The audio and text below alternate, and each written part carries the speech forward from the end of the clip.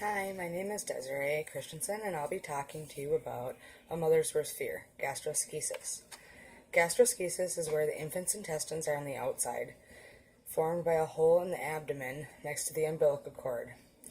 The umbilical cord vessel is not attaching in the 3 spots that it's supposed to, according to Medline Plus.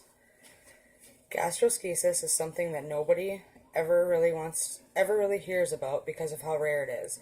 It's good to know the cause, symptoms, and treatments of it. Gastroschisis is not hereditary or genetic, according to what we had found out when my son had it. It happens to approximately 1 of every 2,000 live births, according to fetal medicine at Brown. We found out at about 18 weeks, and normally you can find out at about 14 to 15 weeks gestation. It was March 4th of 2011 when we went in to go find out what our baby was going to be, a boy or a girl. We found out that our baby boy was going to have gastroschisis. My son was born on July 15th, 2011, and he was born in the OR, and I never got to see him until I discharged myself from the hospital. He was 4 pounds, 15 ounces at 37 weeks. Babies with gastroschisis suffer from low birth weight. My first time seeing him, he looked like this. He had a 2.5 centimeter opening in his stomach.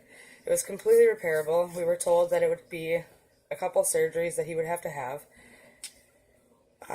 After they started pushing in the intestines, there is like zip ties that they use to keep pushing them down, and that's what's called a silo.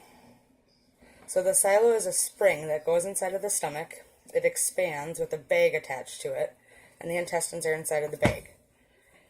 Every so often they keep putting a tie on it to push the intestines further into the stomach. Hospitalization is anywhere from 2 to 6 months for babies with gastroschisis. A full recovery is always expected. There are no fatalities due to gastroschisis. My son is now 5 years old, and he lives a normal life. He had sensitivity to milk till he was about 1.5, which is very common in gastroschisis babies. They tend to have very few issues when they get older. They do have a scar, and they can opt to have plastic surgery to get a belly button made for them. I hope I gave you a better insight on what gastroschisis is, about the symptoms, the causes, the diagnosis, and the treatments. Gastroschisis is very rare, but it is very successful in recovery, and even though a parent doesn't want to believe that it's something that they didn't do, it can't be prevented in any way.